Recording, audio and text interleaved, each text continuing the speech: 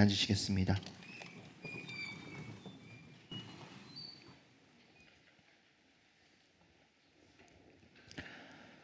오늘 오직 예수 10번째 시간입니다. 쉼을 주시는 예수님이라는 제목으로 말씀을 전하겠습니다. 이번 주간에 신문기사를 읽다가 참 안타까운 소식을 들었습니다. 최근 우리나라 자살률이 다시 증가하기 시작했다는 거예요. 2년 연속 증가했다. 2024년 자살률을 보니까 인구 10만 명당 28.3명입니다. 그냥 보면은 뭐 그게 큰 수치인지 잘 모르겠지만 다른 OECD 국가 평균이 11명이에요. 그러니 2배 이상으로 우리나라의 자살률이 높은 거죠. 참 안타까운 현실입니다. 우리나라가 원래부터 그랬던 것은 아니죠. 1990년대 초반까지만 해도요, 자살률이 10명 미만이었어요. 근데 1997년 이 외환위기 이후로 자살률이 급증하게 되었습니다. 왜 사람들은 극단적인 선택을 하게 되는 걸까요? 학자들은 여러 가지 원인을 말합니다. 심리적 우울감, 불안감, 생활고, 채무, 가족 간의 갈등, 학대, 외로움, 학업, 직업에 대한 그리고 또 사회적 부담감 이런 것들을 뽑게 되는데 한 단어로 종합해 보면 스트레스입니다. 스트레스라는 그 원인이 자살률이 됐다는 것은 조사에서도 나와요. 보면 스트레스가 가장 높은 OECD 국가 보니까 1위가 누구예요? 대한민국이에요. 스트레스가 많기 때문에 그만큼 자살률도 높다고 우리는 짐작해 볼 수가 있는 거죠. 스트레스라고 하는 것은 라틴어로 스트리투스라는 단어입니다. 팽팽하게 죄다, 꽉 조이다 이런 뜻이에요. 압박하고 누르고 꽉 죄면 그 고통이 얼마나 심합니까? 긴장, 압박, 부담 이런 것이 우리 몰려올 때 우리의 마음이 무거워지고 그것은 우리의 마음뿐만 아니라 우리의 몸에도 역시나 작용을 해서 몸이 아파하고 질병에 걸리기도 하죠. 나아지지 않는 그리고 나아질 길이 없는 그러한 상황 가운데 어떤 사람들은 하다 못해 생을 마감하는 그런 일도 있게 됩니다. 이렇게 스트레스라는 게 무서운 거예요. 근데 여러분 한번 생각해 봅니다. 우리가 스트레스로부터 자유로울 수가 있습니까? 사실 없어요. 한번 생각해 보겠습니다. 결혼이라는 것이 얼마나 아름답습니까? 행복한 일이죠. 근데 이 아름다운 행복한 결혼이라는 게 쉽지가 않아요. 결혼해 보신 분들은 아시죠? 무슨 뜻인지. 우리 청년분들 죄송합니다. 아직 결혼도 안 했는데 이런 말해서 죄송하지만 이것이 사실입니다. 아이를 낳는 것은 어때요? 자녀를 갖는다는 것은 가장 행복하고 아름답고 보람된 일입니다. 하지만 가장 힘든 일 중에 하나입니다. 제가 어린 자녀를 둔 부모님을 신방하거나 혹은 출산 감사 예배를 가서 반농담 삼아 또 낳으실 거죠? 하면 막 손살을 쳐. 아유 무슨 말씀하시는 거예요? 왜 그렇죠? 싫어서가 아니에요. 좋은 일이에요. 행복한 일이에요. 하지만 어렵고 스트레스가 쌓이는 일이 되기 때문입니다. 이처럼 우리의 인생길 자체가 고되고 또 피곤하죠. 보이는 짐, 보이지 않는 짐 우리가 짊어지고 살아가고 있습니다. 그렇다면 이 짐을 벗어버릴 수 있는 방법이 과연 없을까요? 우리에겐 소망이 과연 없을까요? 예수님은 아니다, 소망이 있다 우리에게 말씀하세요. 그게 바로 오늘 우리가 읽은 마태복음 11장 28절 말씀입니다. 함께 읽습니다. 시작. 수고하고 무거운 짐진 자들아 다 내게로 오라. 내가 너희를 어떻게 해요? 쉬게 한다. 예수님의 약속입니다. 우리가 십자가 앞에 나아갈 때, 주님 앞에 나아갈 때 하나님 우리에게 안식과 쉼을 주신다. 그것이 예수님의 약속입니다. 믿으십니까? 아멘. 그렇다면 오늘 말씀을 통해서 하나님 주시는 참된 쉼과 안식은 어떻게 누릴 수 있을까? 세 가지로 우리가 볼 텐데 첫 번째입니다. 우리는 수고하고 무거운 짐진 자임을 깨달아야 해요. 우리가 무겁고 수고로운 일들을 감당함에도 불구하고 그것을 제대로 인식하지 못하면, 그래서 그것을 해결하지 못하고 도움을 구하지 못하면 점점점 어려워지는 거예요. 우리가 어떤 짐을 지고 있는지, 그 짐이 어떤 어려움 가운데 발생하는지를 알아야 해결할 수 있는 거죠. 그것이 참된 쉼을 얻는 첫 번째 단계입니다. 우리 28절 다시 한번 보면 이렇게 돼 있어요. 수고하고 무거운 짐진 자들아. All who labor는 노동하다는 거, 일하다. And are heavy or laden 하면 무거운 것을 짊어진다는 뜻인데, 그런 모든 사람들이 내게로 오라 라고 말씀을 하시는 거잖아요. 근데 여러분 한번 생각해 보세요. 내가 무거운 짐을 지고 있다는 사실을 모르면 예수님이 내게 와 힘을 줄게 하면 갈까요 안 갈까요? 안 가죠. 나 괜찮은데, 나 무거운 짐 없는데 하면 와 내가 쉬게 해줄게 해도 안 가는 거예요. 모르니까. 그리고 그 무거운 짐을 내려놔, 나에게 맡겨 하는데, 하나님 저 이거 좋은데요? 무겁긴 한데 이거 저 행복한데요? 안 내려놓고 싶은데요? 그러면 예수님이 어떻게 강제로 그 짐을 내려놓게 하시겠냐는 말이에요. 성경 다음으로 많이 팔린 책 중에 하나가 존 버년이 쓴 철로역정이라는 책입니다. 주인공 이름이 크리스찬이에요. 크리스찬은 그냥 우리가 말하는 기독교인들 되지만 미국에 가면 이름이 크리스찬인 사람도 많거든요.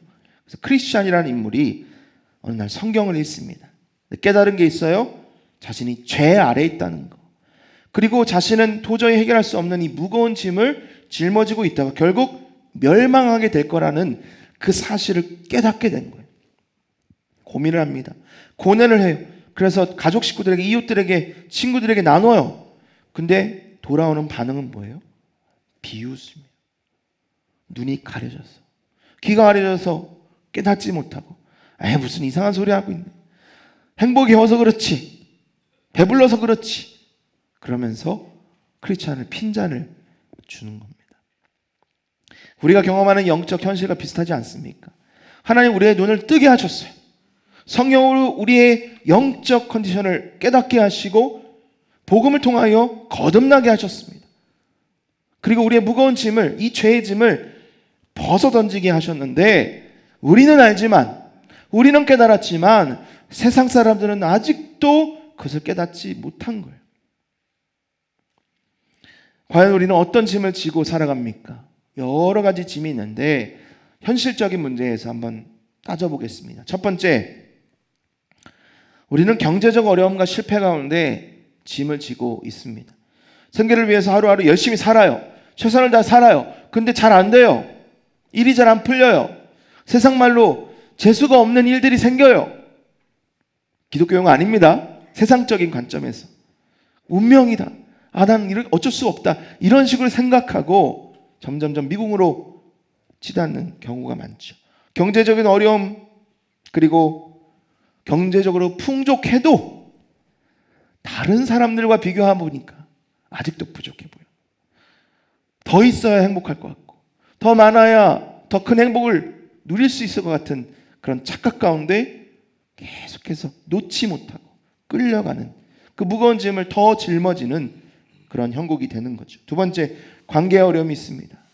부부간의 관계가 깨어지고, 자녀와 부모의 관계가 깨어지고, 이웃과 형제와 부모님과, 사업하는, 또 직장에서, 교우 간에 이러한 관계들이 어려움이 있습니다.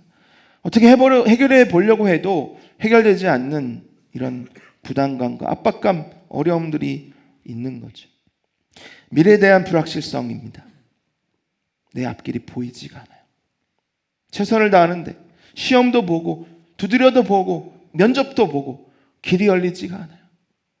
겨우겨우 직장에 갔는데 너무 힘들어요. 내가 원하던 직장이 아니에요. 내가 원하는 기쁨이 없는, 그런 기쁨이 없고 내가 원하는 원래 일이 아니었던 거죠. 어떻게 해야 할지 알지 못하는 이런 상황 가운데, 그리고 나이는 점점 들고 앞으로 나는 이 회사를 계속 다닐 수 있을까? 이러한 불안감 가운데 우리의 마음이 무겁습니다. 죄책감과 후회도 있습니다. 삶에서 여러 가지 실패와 실수를 저지르죠. 내가 그거 그렇게 하지 않았어야 돼. 내가 그때 그거 그렇게 했었어야 되는데. 어떻게 하지?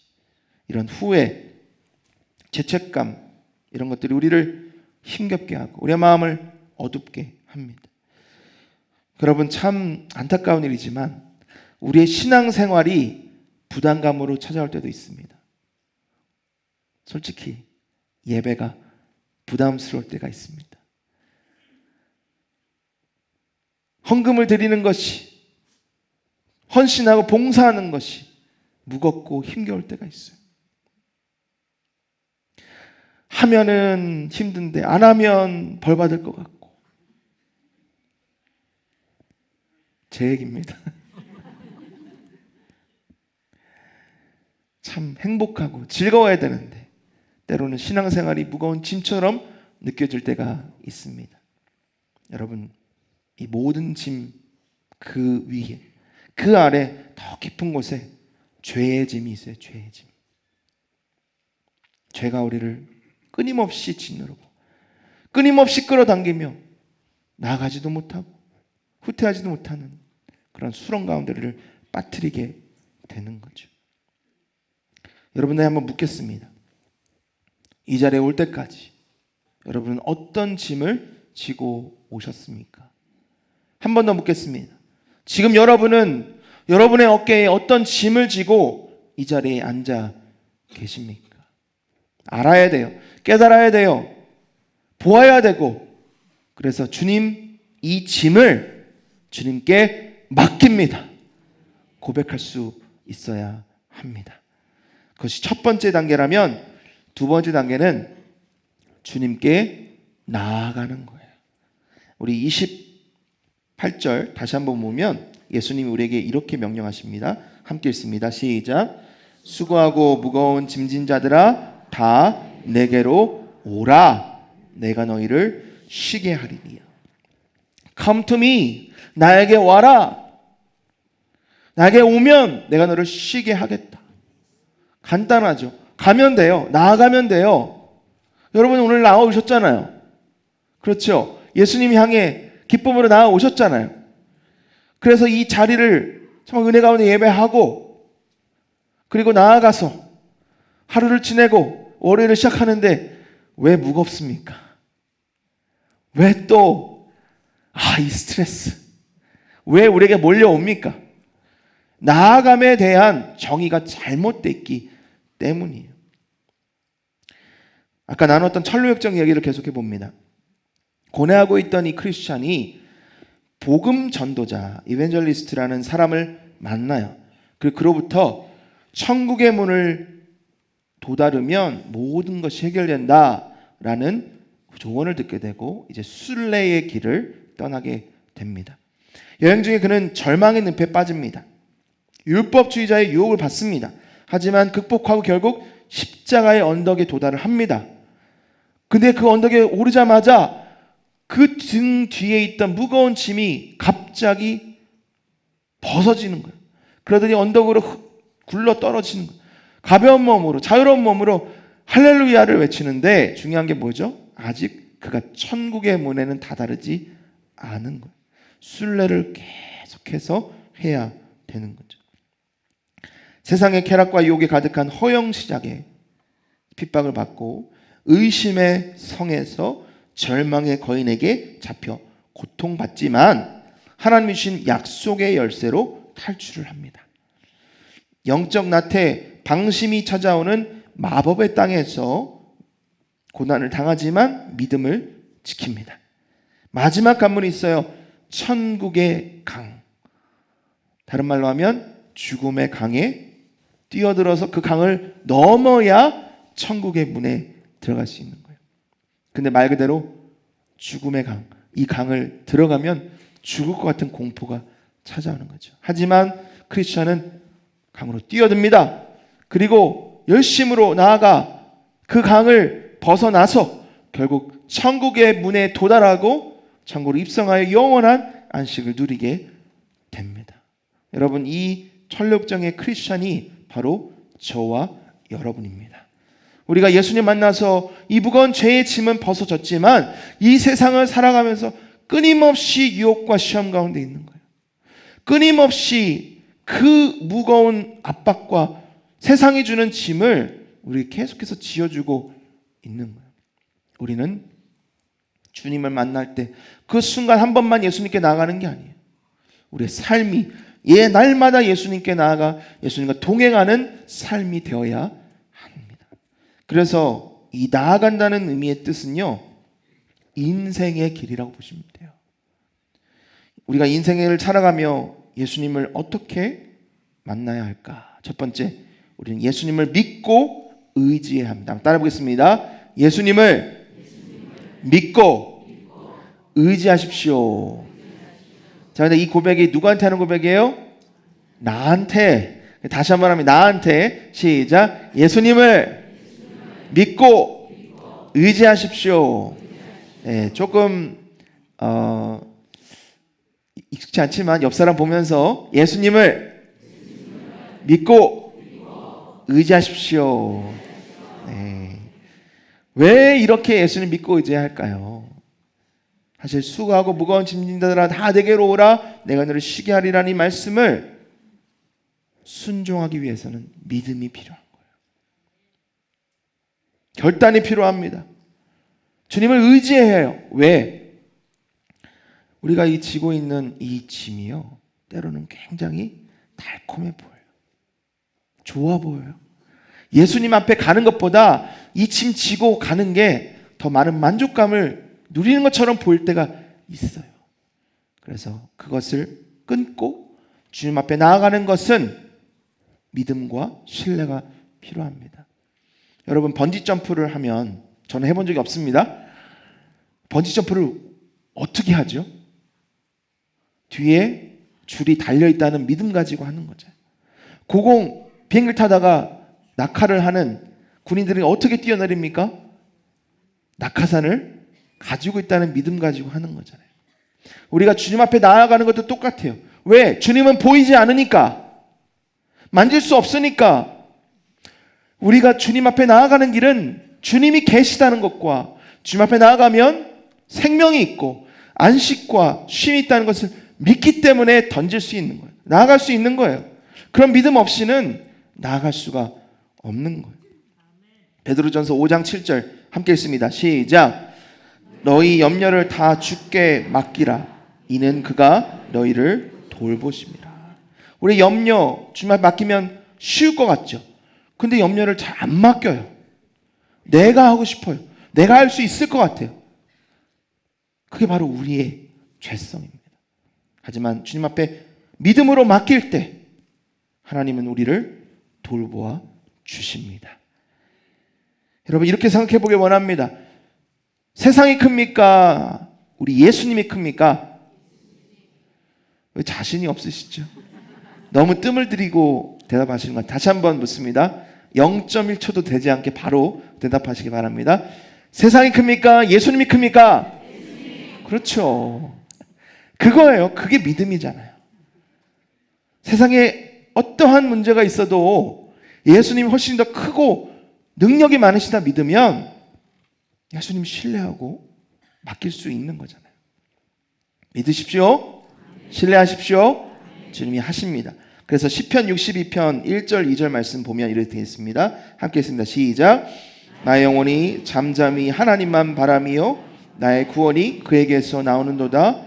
오직 그만이 나의 반석이시요 나의 구원이시요 나의 요새이시니 내가 크게 흔들리지 아니하리로다.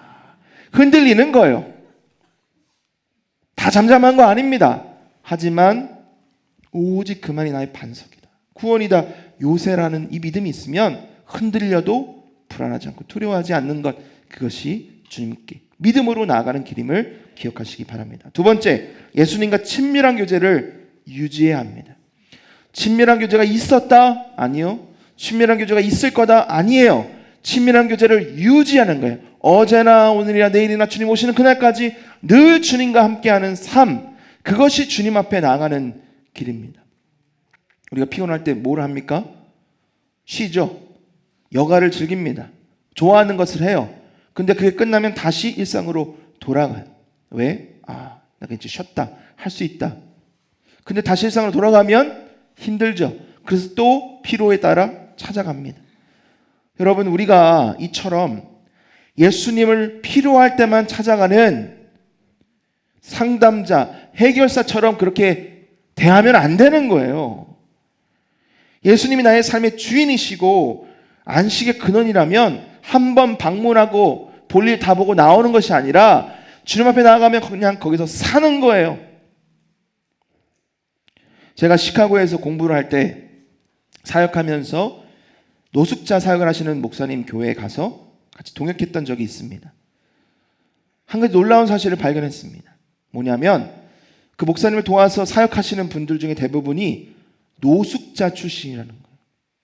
같은 공간에 목사님과 또 동역자들과 그리고 노숙자들이 함께 밥을 먹는데 어떤 사람은 노숙자에서 벗어나서 정상의 삶을 회복하고 노숙자들을 돕는 분이 있는 반면에 어떤 분들은 노숙이 좋아서 밥만 먹고 다시 길로 나가는 분들이 계십니다. 그리고 배가 고프면 또 와요. 밥 먹고 다시 나가요. 잠깐의 만족을 위해서 찾지만 삶을 돌이키지 않으면 그냥 노숙자로 살아가는 거죠. 똑같습니다. 우리가 주님 앞에 나아갈 때 주님과 함께 해야지 하나님 주시는 참된 안식을 누리지, 잠깐 만족하고 세상으로 돌아가면 그냥 아무 의미가 없는 만족이 될 뿐이라는 거죠. 사랑하는 성도 여러분, 한번 묻겠습니다. 아직도 마음이 무겁고 어려우십니까? 왜 그럴까요? 왜 그런지 그 원인을 알아야죠. 우리가 힘들 때만 예수님을 찾아가서 그래요. 사실 우리는 예수님 없이는 아무것도 할 수 없는 존재인데 잠깐 안식을 취하고 세상으로 나가서 내가 하고 싶은 거 하다 보면 다시 어려워질 수밖에 없는 거잖아요.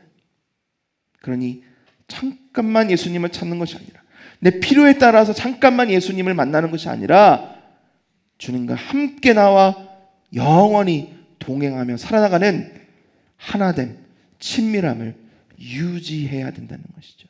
여러분, 우리가 주님과 함께하며 주님과 동행하시기를 축복합니다. 마지막 세 번째로, 성령의 인도하심을 따라 살아야 합니다. 우리가 힘을 다해 나아가지만, 노력하지만 잘 안 될 때가 있죠. 실패할 때가 있습니다. 나는 하나님을 향해 가고 싶은데 내 몸은 자꾸 세상을 향해 나아갈 수도 있어요. 하나님이 우리의 그런 연약함을 아셔서 누구를 보내주셨습니까? 성령 하나님 보내셨잖아요. 우리 안에 내주셔서 우리의 삶을 인도하시고 힘을 주시고 역사하시는 성령 하나님을 의지하며 나아갈 때 우리는 주님 안에서 참된 쉼과 안식을 누릴 수 있게 됩니다. 로마서 8장 26절 함께 읽습니다. 시작. 이와 같이 성령도 우리의 연약함을 도우시나니 우리는 마땅히 기도할 바를 알지 못하나 오직 성령이 말할 수 없는 탄식으로 우리를 위하여 어떻게 해요? 친히 간구하시니라. 누가 간구합니까 지금? 성령이. 내가 아니에요. 내가 간구하는 것도 잊어버렸어요. 할 줄 몰라요. 어떻게 하는지도 모를 때 성령 하나님이 친히 우리를 위해 간구하신, 이렇게 좋은 분이 나와 지금 함께 하시는데 왜 우리는 우리의 손을 내밀지 않습니까? 왜 우리는 성령 하나님께 의지하지 않냐는 거예요. 여러분, 성령 의지하십시오.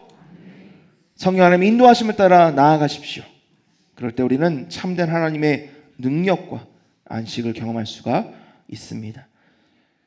요한복음 14장 27절 말씀, 우리 주님이 주신 약속의 말씀을 받습니다. 시작.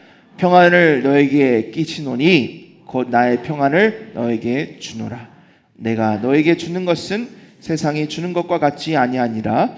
너희는 마음에 근심하지 말고 두려워하지도 말라. 이 약속의 말씀을 마음속 깊이 새기시고 주님과 함께 동행하며 신뢰하며 성령 하나님 인도하심 따라 나아가시기를 축복합니다. 마지막 세 번째, 우리가 주님 안에서 참된 쉼과 안식을 누리기 위해서는 주님의 멍에를 메고 주님께 배워야 합니다. 우리 29절 30절 같이 읽습니다. 시작. 나는 마음이 온유하고 겸손하니 나의 멍에를 메고 내게 배우라. 그리하면 너의 마음이 쉼을 얻으리니 이는 내 멍에는 쉽고 내 짐은 가벼움이라 하시니라. 여기서 말하는 멍에는요, 영어로 요크라고 해서 동물의 이 어깨, 목 주위에 걸어놓는 고리 같은 거예요. 사진 한번 봅니다. 옛날 멍에는 꼭 2개가 있었어요. 그 구멍이. 그러면 동물이 2마리가 들어간다는 거죠. 홀로 멍에를 치기도 하지만 대부분 이렇게 2마리가 들어갈 수 있는 멍에를 사용했습니다. 그래서 그 멍에는요, 다음 사진 보면 보통 힘센 동물과 힘이 약한 동물을 같이 멍에를 매게 하는데, 왜 그러느냐? 힘센 동물이 힘 약한 동물을 이끌어갈 수 있도록, 그리고 성장할 수 있도록, 힘들고 어려울 때마다 힘센 동물이 힘 약한 동물을 이끌어 나가므로 훈련시키고 또 성장하게 하는 거죠. 여러분, 다시 한번 그 전에 사진으로 돌아가 보겠습니다. 지금 저게 구멍이 2개예요. 그러면 하나를 우리가 맨다고 하고, 그 옆에 구멍에 누가 있다고? 예수님이 있다고 생각해 보십시오. 그러면 우리가 아무리 지치고 힘들고 쓰러지고 넘어져도 우리 주님이 이 멍에를 함께 메고 계시기 때문에 우리는 나아갈 수가 있는 거예요. 때로는 좀 쉴 수 있습니다. 왜? 내가 쉬어도 우리 주님이 이 멍에를 끌고 가시기 때문에. 우리 주님은 전능하신 분이시잖아요. 쉬실 필요가 없어요. 우리를 이끌고 가실 수 있을 만큼 강하시고 능력이 많으신 하나님이십니다. 여러분, 그래서 우리는 주님의 멍에를 매야 합니다. 한 가지 말씀드리겠습니다. 우리가 주님의 멍에를 매지 않으면 세상의 멍에를 맬 수밖에 없습니다. 2가지 중에 하나예요. 세상에 이끌림 받아 살아가든지 예수님의 멍에를 메고 예수님의 이끄심을 따라 살아가든지. 여러분의 선택은 무엇입니까? 예수님의 멍에를 메고 살아가는 그 사람이 바로 참된 안식을 누리며 살아가는 사람입니다. 왜? 비록 나는 뭔가 해야 돼요. 힘들어요. 아직도 나의 삶에 문제는 있어요. 하지만 그 삶을 나 혼자 가는 것이 아니라 그 멍에를 함께 메고 계신 우리 예수님께서 나를 끌고 가시기 때문에 나는 주님 은혜 안에서 때로는 쉬고 때로는 힘을 내고 주님께서 이끌어주시는 힘으로 살아갈 수 있기 때문에 그것이 바로 참된 안식인 거예요. 방바닥에 누워서 아무것도 하지 않는 것이 참된 안식이 아니라 주님과 동행하며 주님과 함께하는 것이 바로 참된 안식이라는 거예요. 그리고 그 멍에를 매면 우리가 주님을 배울 수가 있습니다. 힘센 소가 힘 약한 소를 끌고 가면 이렇게 가는구나 배울 수 있는 것처럼 우리도 예수님과 함께 멍에를 메고 가면 예수님이 이런 분이시구나 배울 수 있는 거예요. 특별히 온유입니다. 온유는 자기의 권리를 주장하는 것이 아니에요. 하나님께 신뢰하며 맡기는 것이 온유함입니다. 겸손함 뭐예요? 내 주장을 내세우는 게 아닙니다. 주님이 나의 주인이시죠. 나는 주님의 영광을 위해 주님의 목적을 위해 살아갑니다. 내가 주님을 따라갑니다. 그것이 겸손이잖아요. 우리가 주님과 함께 멍에를 맬 때 주님의 온유하심과 겸손을 배울 수 있고 그때야말로 참된 안식을 누릴 수가 있게 됩니다. 예를 한번 드려볼까요? 우리의 마음이 불만이 가득하면, 우리의 마음에 상처가 있고 뭔가 틀어져 있으면 아무리 좋은 것을 갖다 줘도 행복이 없죠. 그렇지 않습니까? 그런 거예요. 우리의 마음이 온유하고 겸손하면요, 아무리 안 좋아 보이는 환경에서도 기뻐할 수 있어요. 감사할 수 있어요. 만족할 수 있어요. 그것이 바로 하나님 말씀하시는 온유와 겸손의 참 의미입니다. 환경이 바뀌지 않습니다. 예수 믿는다고 모든 게 다 형통한 거 아니에요. 어려움과 슬픔, 고난이 찾아옵니다. 하지만 우리 주님이 함께하고 계시기, 우리의 멍에를 함께 메고 계시기에 우리가 주님의 겸손과 온유를 배울 수 있게 그것이야말로 참된 만족과 안식을 주는 복된 길이 되는 것이죠. 여러분의 말씀을 나누면서 처음에는 이렇게 시작했습니다. 우리 인생길 자체가 고단하고 피곤합니다. 보이는 짐, 보이지 않는 짐을 지고 살아갑니다. 제가 엉뚱한 얘기 했습니까? 없는 얘기인가요? 제가 억측입니까? 그런 거 아니잖아요. 우리가 다 힘든 삶을 살고 있지 않습니까? 저는 목사입니다. 주의 일을 하는 사람이에요. 솔직히 고백하지만 주님의 일을 하는 게 쉽지 않아요. 설교 준비하는 거 정말 너무 힘듭니다. 신방하고 돌아보고 기도 제목 받고 어려움 가운데 있는 분들 마주하며 대화하는 거 참 어려워요. 저도 마음이 많이 무거울 때가 많습니다. 근데 말씀을 준비하면서 회개했습니다. 주님, 제가 왜 주님의 일을 한다고 하면서도 이렇게 힘들죠? 왜 이렇게 무겁죠? 돌아보니까 주님의 일을 하는 게 아니라 제 일을 하고 있더라고요. 제 만족과 제 목적을 위해 열심을 내고 있더라고요. 주님 앞에 기도했습니다. 주님, 회개합니다. 내가 나의 일을 하고 있었습니다. 주님, 내가 주님 앞에 나아갑니다. 이거 무거운 짐 주님 앞에 내려놓습니다. 이제 주님이 원하시는 일, 주님이 기뻐하시는 일을 주님을 위해 하게 하여 주옵소서. 제가 예배 시작하기 전에 이 자리에 앉아서 늘 그렇게 기도합니다.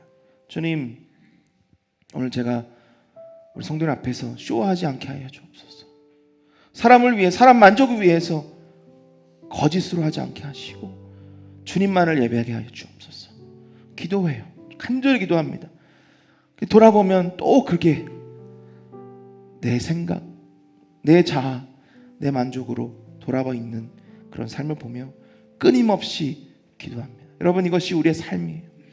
예수 믿는 사람, 예수 사랑하고 예수 믿는, 예수 예배하는 그 모든 사람도 동일한 삶을 살아갑니다. 끊임없이 나가야 합니다. 끊임없이 의지해야 합니다. 주님의 손을 붙잡고 주님과 날마다 동행해야 하고요. 성령 하나님의 인도하심을 따라 주님이 주시는 멍에를 지고 주님과 함께 나아가야 합니다. 제가 여러분 앞으로 모든 길이 다 형통할 겁니다. 잘 될 겁니다. 그렇게 이야기한다면 그것은 거짓이죠. 하지만 한 가지는 확신히 말씀드릴 수 있습니다. 여러분, 가는 그 길 혼자 가는 길이 아닙니다. 주님이 함께 하십니다. 주님이 도우십니다. 주님이 인도하십니다. 주님이 승리케 하십니다. 믿음으로, 확신으로 이번 한 주간 복되게 승리하며 살아가시기를 예수님의 이름으로 축복합니다. 자리에서 일어나셔서 하나님 주신 말씀 함께 기억하며 찬양하며 나아갑니다.